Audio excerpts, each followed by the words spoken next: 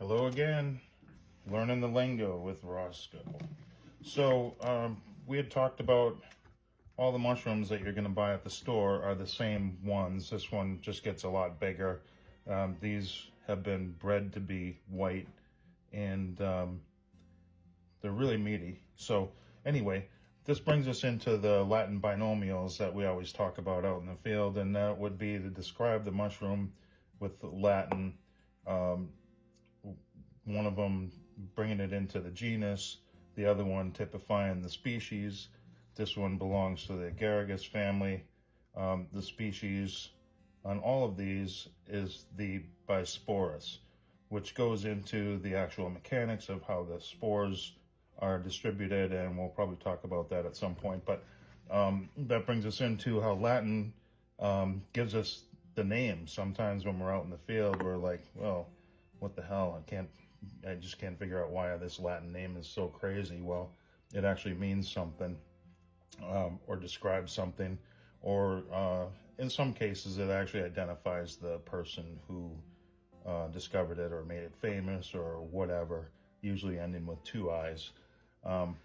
So anyway, when we're out there, we just want to identify them, because when you see these, you might call them, I don't know, white button mushroom, store mushroom, just a white mushroom.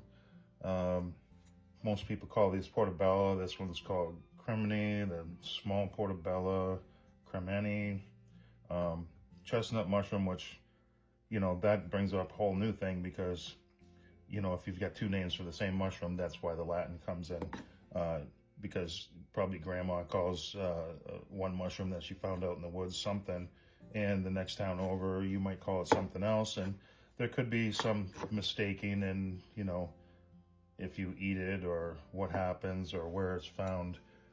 So anyway, I thought we'd touch on that, because those things are really important, and you can find the common names for most of these in the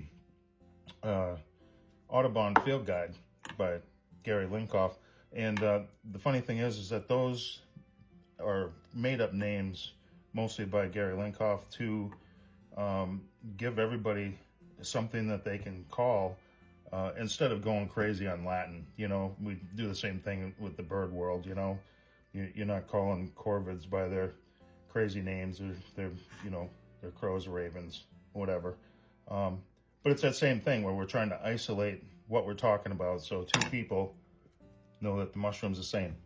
So anyway, a little touch on the Latin binomial, and we're going to get into some of the actual words and meanings a little bit later on. So anyway, I'm glad you're curious. Stay that way. Appreciate you watching. Thanks.